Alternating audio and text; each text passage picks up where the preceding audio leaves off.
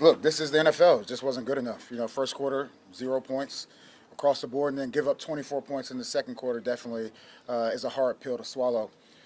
And then, look, we saw some fight at the end, which is encouraging. But at the same time, this game, you got every single play. Every single play counts. I thought we gave up too many big plays defensively. Did a better job in the run game. Gave up too many big plays, tackling, scheme, whatever you want to call it. Just overall execution defensively just wasn't good enough. On offense, they did some good things. But anytime you lose a turnover battle, it's always going to be a tough game.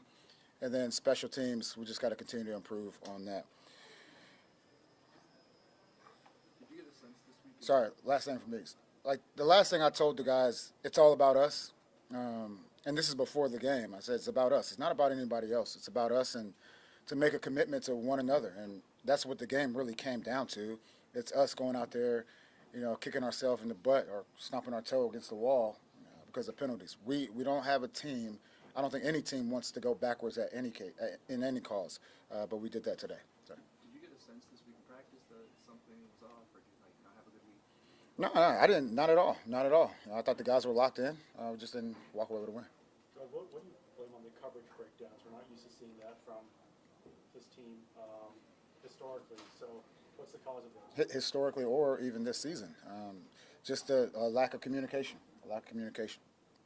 The 6 pre-snap penalties in the first half. Yeah. 5 on offense, 1 on defense. How much of that is a reflection just on the coaching? Yeah. Look, it starts with me. And we've had these hiccups of games where the penalties really affected us, and it did today. Do you think that first drive, the first sustained drive in the first quarter, the 2 penalties brought it back, and then you kind of went conservative in the middle and then went for the field goal? Did you feel like things stalled out there? How much did you in the first quarter?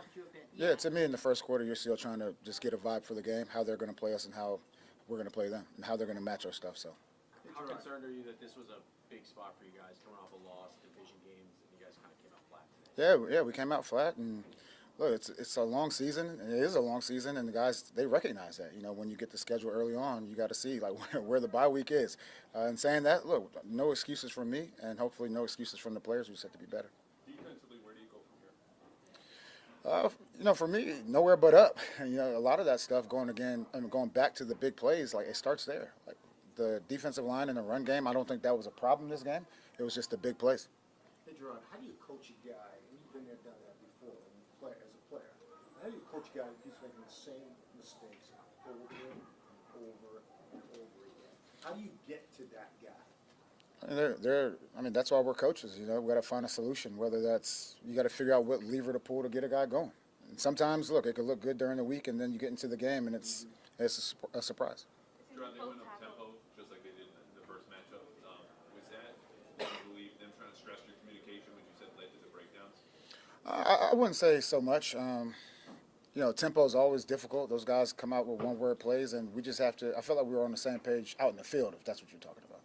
Seemed like both tackles were struggling a bit today, but specifically you decided to pull Demontre Jacobs in the fourth and put in City. So just what went into that decision there?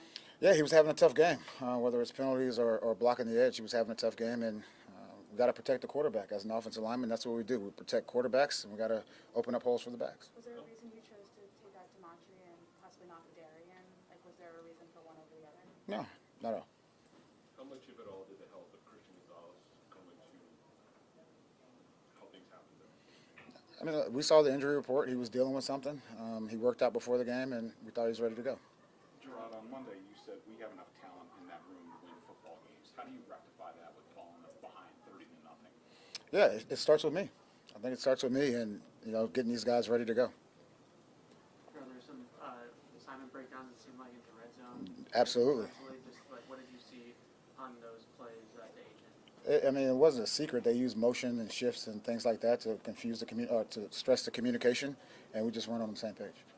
Early in the game, first drive, 4th and 1 for your own 39. Any thoughts of going for it there? The thought was there. It was best for the team. Jerod, you say it starts with you, but when do the players have to start looking at themselves? You can only do so much. When is it on the players? Look, it's always look. Once those guys cross the white lines, there's nothing I can do for them. There's nothing any coach can do for them once they cross the white line. It's my job to continue to prepare not only them but our coaches to go out here and play better football.